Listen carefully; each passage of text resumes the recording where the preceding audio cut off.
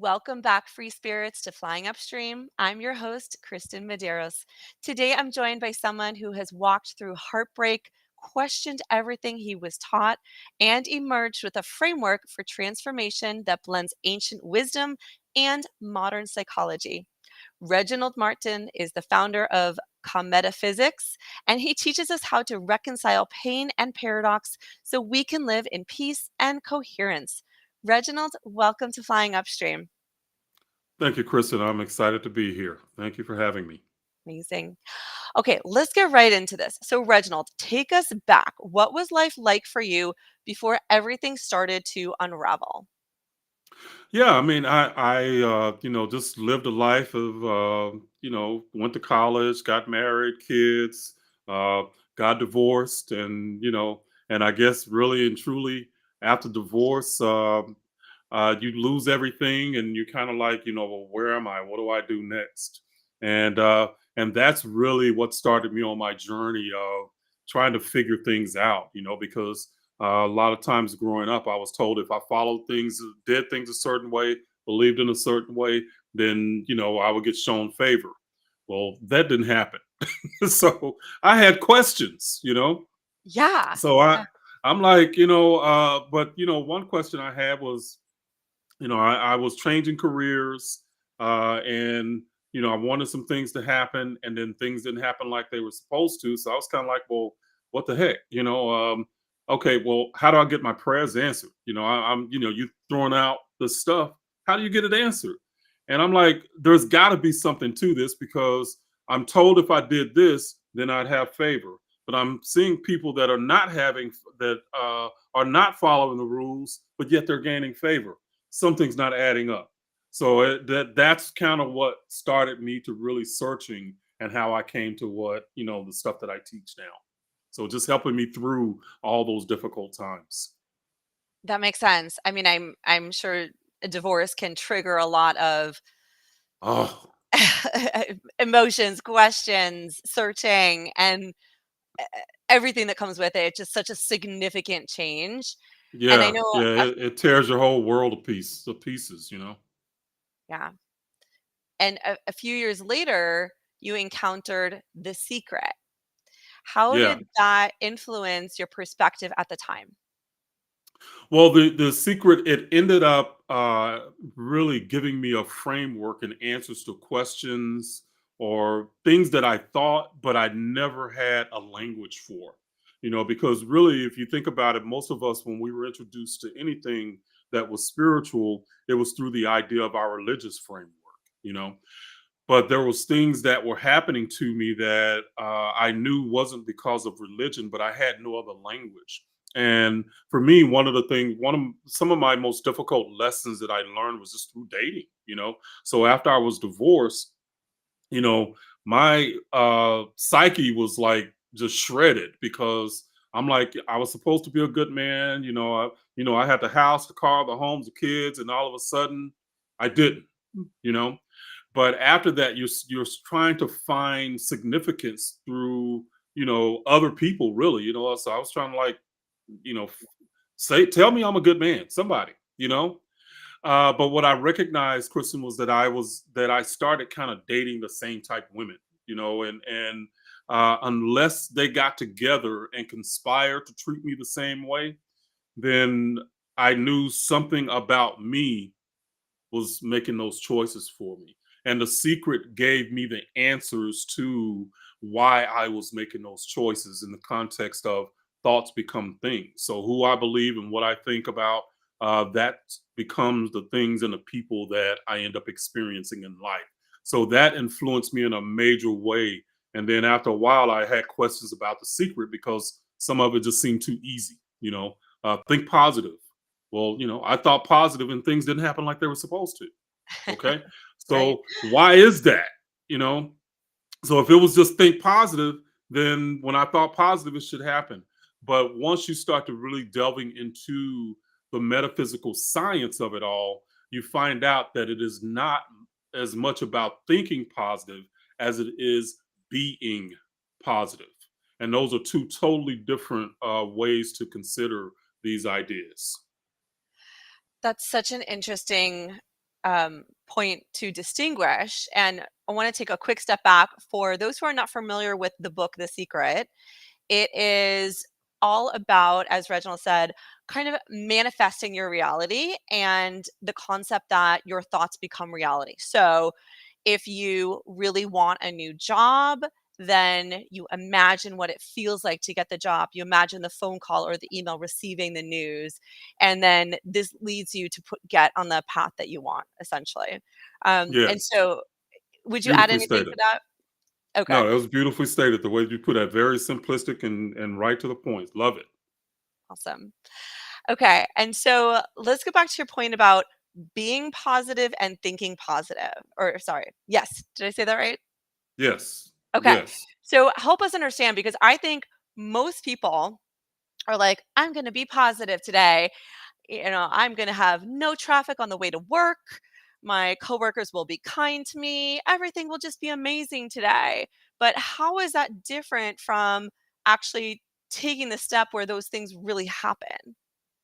Yeah, and a great question, and I love the way you frame that because it really speaks exactly to the process. Because what it comes down to is a lot of times, from a Kemetaphysics perspective, we root ourselves, or we make who we are, that eternal aspect of us, that what do you want to call it, a soul, your essence, your source, whatever you want to name that, that becomes the baseline, okay, for who you are.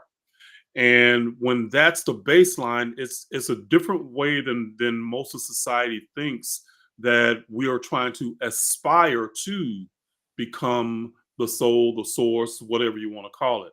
So instead of it being aspirational, it is you flip that to where it becomes your baseline to how you operate.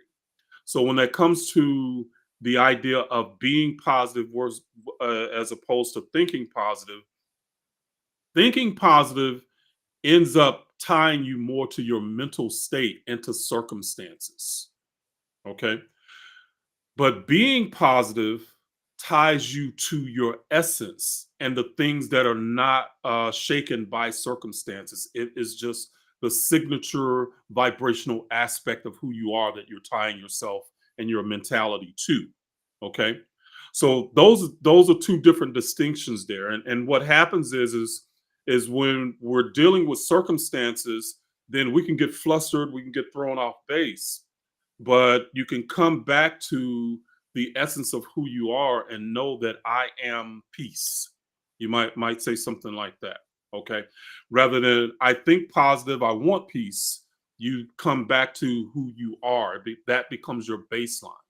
And that signature vibration is always present within you.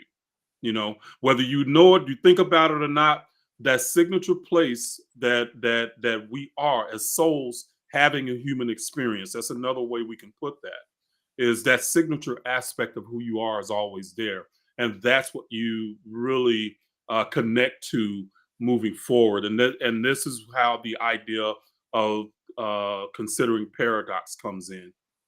So instead of thinking, which is mental, you tie yourself to the baseline vibrational aspect of yourself, which is the essence, the vibrational, energetic essence of who you are. Okay, so you're blowing my mind right now.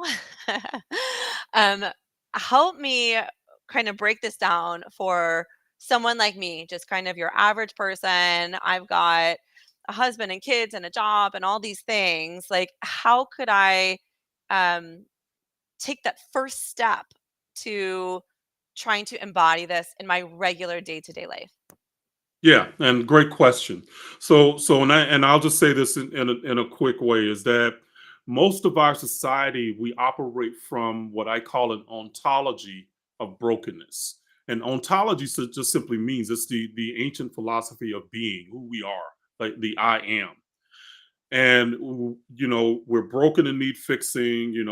From a religious perspective, we're born sinners and we're unworthy. From a medical perspective, we are sick and ill, blah blah blah, and we all of that needs fixing.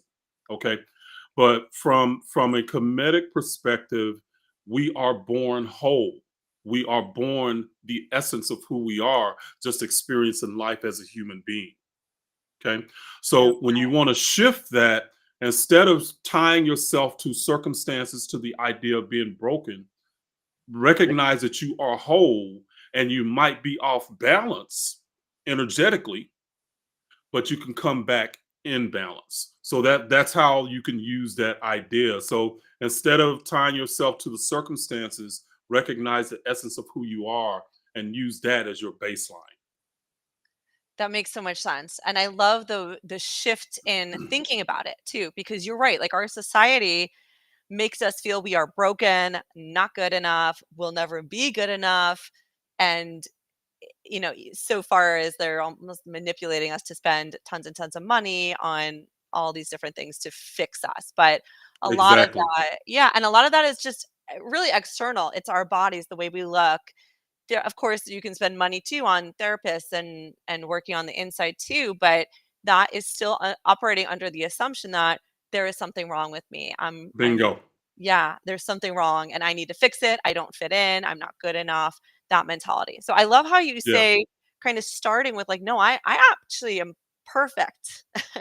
And sometimes I get a little off. I sway a little this way or that way, but I can always come back to center, and we have the power ourselves to fix that. And I want to That dig into power is the, within us.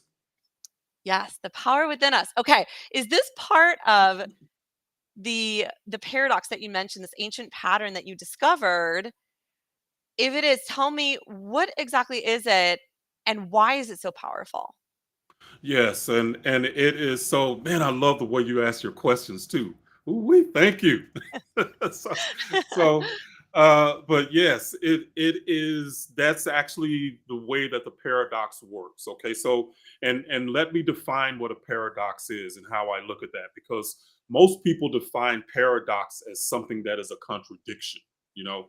And I define a contradiction as it's this or that. Okay. So it's either one or the other. But in actuality, a paradox means that it is this and that. So you're not making a choice between something. You're actually coming into the fullness of what being is about. Because if you think about the universe, okay, we have polarities within the universe, but the universe just is. Okay, it exists. So it's not the universe exists or it doesn't. The universe is. So everything in it is this and that because it exists. So from a paradoxical perspective, the way that we would use this idea, say for instance, if we're like stressing, on the job, and we want to do well on our jobs, we want to get a good review, maybe get a good raise, and be able to take the family for vacations, all of that. And when things are not going well, we stress. So how do you deal with that? And most of society today will tell us that we need to do affirmations, think positive, and do those things. But in reality, what you're doing at that point is you're trying to either bypass the stress, not acknowledge it, okay, or you get lost in it, okay. But with the paradox, what you do is you excuse me, what you do with the paradox is that you actually recognize what you're dealing with and you honor the stress, but you tie yourself to that peaceful being that you are, the peace that is within you. Okay. So you might say something like, even though I'm feeling this stress about my job, I honor that stress, but I recognize that the peace that I am is who I Mm. am. Okay. So I didn't throw away or try to bypass the stress. It was like, think positive, think positive. There's no stress. I didn't try to bypass it. I honored it. And what happens in those moments is that your subconscious cannot. I'm even just talking about it. I'm all of a sudden getting chills, which is a way to say that it's working. Okay, but in those moments when you do that, the subconscious cannot hold those two truths, because in the moment that you're stressing, that's the truth of who you're being in that moment. But there's also the truth that you are the peace that you want to bring into your life. Okay. When you bring those two together, the the immediately it reconciles those into a coherence, and the truth that was the circumstance has to revolve around the truth of the permanence of truth that you are. That paradox reconciles it, and then it brings you into being peace rather than trying to avoid it. So it becomes a very, very powerful tool to help you through it, through the stress. I think that's such a unique approach, especially because we are not taught that as kids, right? We are taught to either discredit any negative feelings like stress, anxiety, depression, anger, just, oh, it's fine. Like, don't be angry. You'll win the game Yeah, next time, right?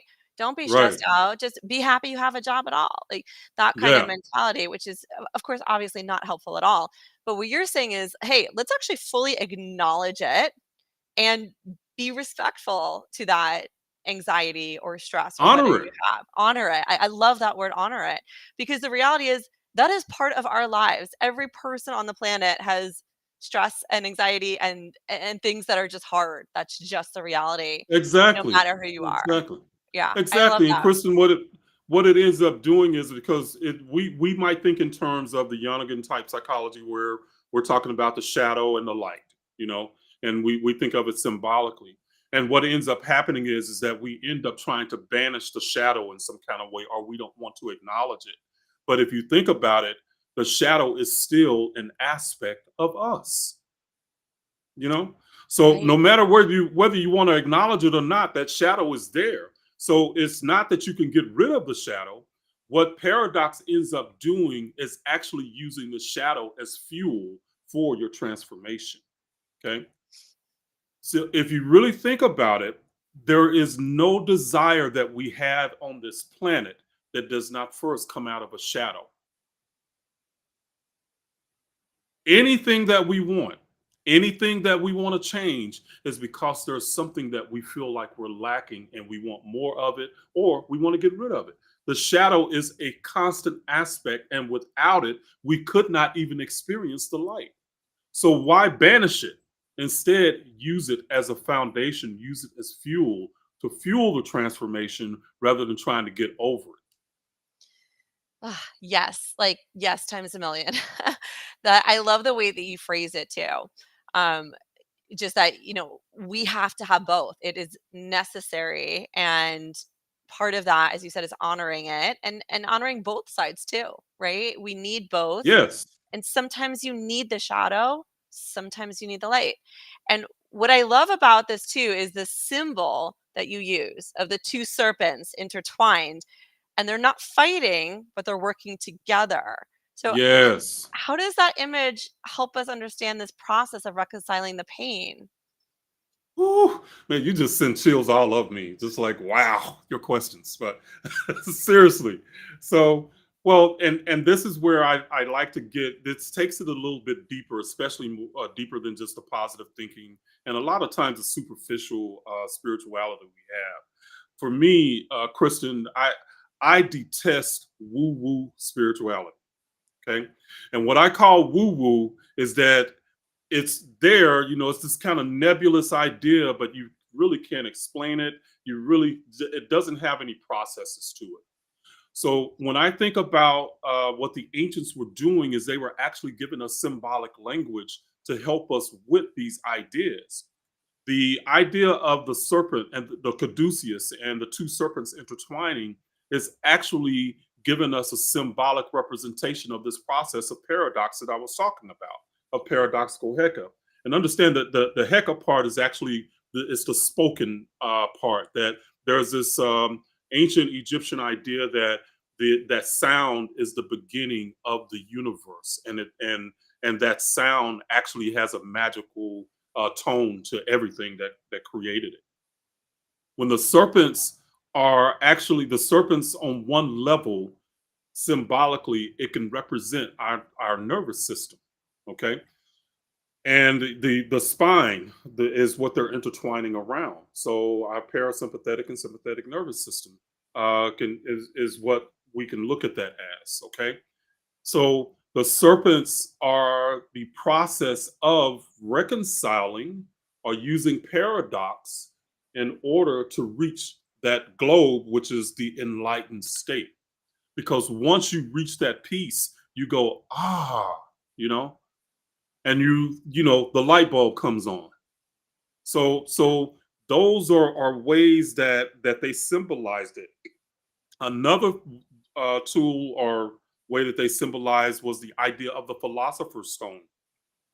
Yes, I And was the just philo- about to ask you about this, so please tell us all about yes. it. This is fascinating. So these are two things that actually work together. So the idea of the serpents intertwining on another system, they might call this the kundalini. Okay, the kundalini awareness or arising. Okay, same process, same idea, just said to a different way. But the philosopher's stone is actually the state that you reach once you reconcile the paradox. So the stone is actually meant to be represent something that is permanent. And that's what I was saying earlier. The soul and the aspect of who we are is the permanence within the universe. Our circumstances and the life that we have is not permanent, but who we are as a soul, that energetic being, that eternal aspect is permanent. So to reach that state, when you reconcile the two serpents, that nervous system, then you reach that philosopher's stone or that state of peace. That another way to say that would be Christ consciousness. So all of these ideas are connected. They're saying the same thing just in different ways. But from a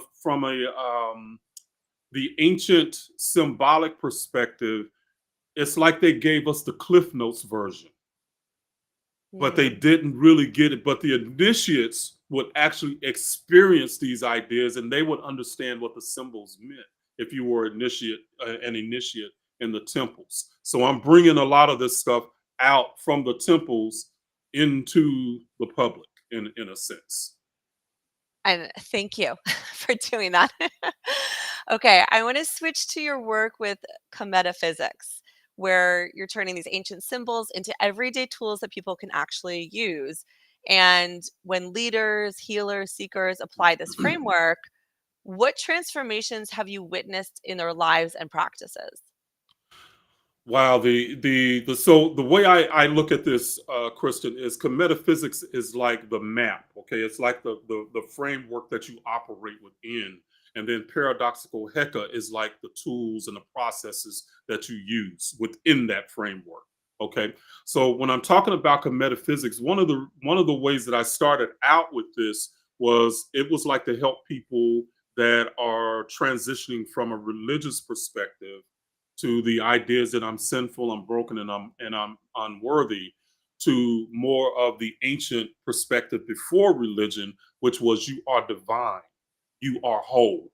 Okay, so within that framework, that's what metaphysics does. Is I actually give people knowledge and ideas of how to shift from the ontology of brokenness to the ontology of wholeness. But I rooted in the ancient spiritual science before religion took it and distorted it.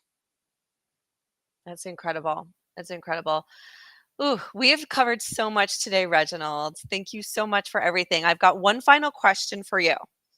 So, if someone is listening today and they're standing at the edge of their own transformation, maybe torn between the life they were taught to accept and the life that they secretly long for, what's the one truth you want them to carry forward? I will say the one truth is you learn to live life on your terms. You learn to live it unapologetically and authentically on your terms without guilt or shame. Once you find that place within you where you're not trying to figure out what other people want from you or how they want you to live, I'm telling you, peace is one of the things that you're going to find around that corner. You know, so live life on your terms and do not apologize for being you. You are a beautiful aspect of the source living as a human being for a little while. Make the best of it. That is so beautiful. That is so beautiful. I feel like you're speaking right to me. Thank you. You bet. You bet. Incredible. All right, Reginald, thank you so much for sharing your journey and your wisdom with us today. What you've given us today is a reminder that pain is not the end of the story. It's the very thing that can unlock our power and our peace. And for our listeners, you're not broken and you're not off track.